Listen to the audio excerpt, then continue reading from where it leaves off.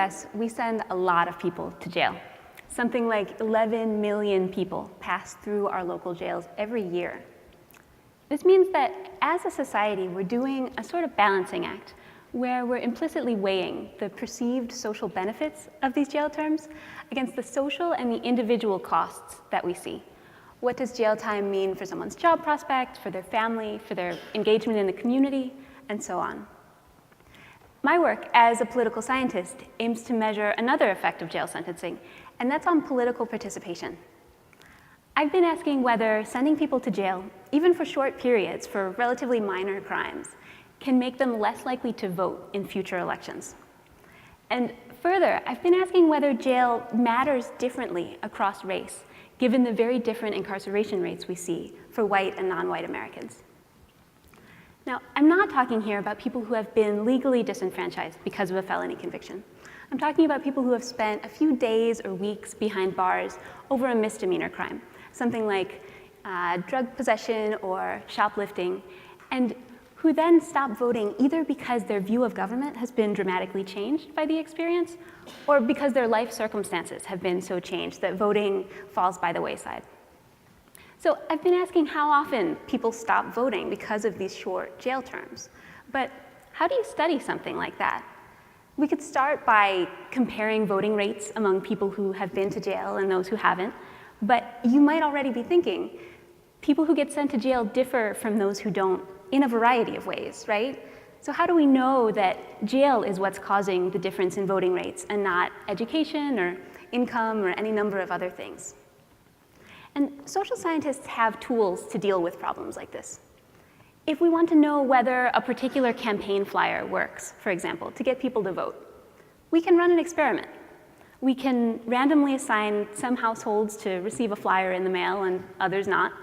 And then we can see whether these otherwise comparable groups behave differently in the next election. We can see whether the flyer worked. But in cases where we can't run actual experiments, sometimes we have to get creative and look for a natural variation out in the world. That's what I've done here. I focus on one county with a particular court structure. In this case, people who are charged with misdemeanor crimes are randomly assigned to one of 15 different courtrooms that could hear their case. And these courtrooms and the judges that sit within them differ a lot in how often they sentence people to jail. This means that if two identical people walked into the courthouse on the same day, charged with the same thing, but they got sent to different courtrooms, one of them could conceivably walk free while the other one gets sent to jail simply because of this assignment mechanism. So you see how this feels a little bit like the experiment I just mentioned, right? There's a part of people's jail sentencing that's being driven not by their personal characteristics, but by chance, by the luck of the draw.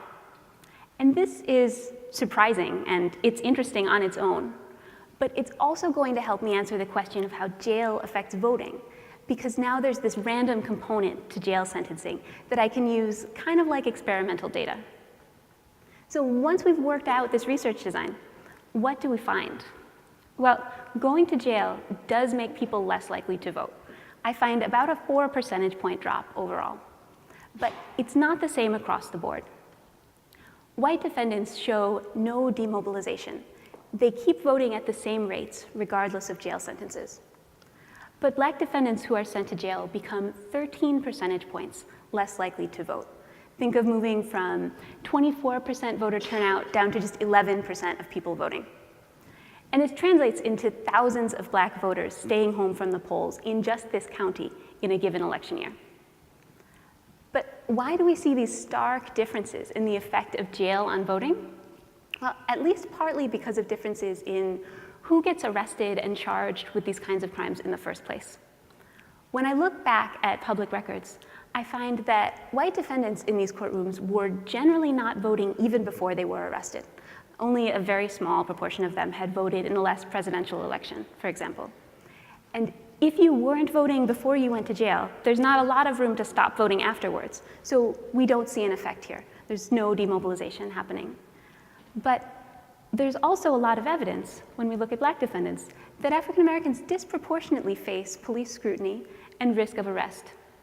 And so, with more people being arrested, come more and different people being pulled into the courtrooms. And with more voters in the courtroom, which is one thing that we see, Black defendants were nearly twice as likely as white defendants to have been voters before they got arrested. They had voted at almost twice the rate in the last election. With more voters in the courtroom come more opportunity to stop voting after you've been sent to jail. So there's much more room to see this big demobilization effect. So you've seen that jail can deter people from voting and that it disproportionately discourages Black voters from going to the polls. And this is an important story at the individual level. But at the neighborhood level, it could be even more politically significant because we know that arrests and jail sentences aren't evenly distributed across geographic areas. They're clustered. And so if people are leaving the electorate due to jail, this will translate into lower voter turnout in some neighborhoods, disproportionately in minority neighborhoods. And ultimately, this could mean that the neighborhoods that are most directly affected by our current criminal justice policies are also the least likely to have politicians' attention when it comes to setting those policies going forward.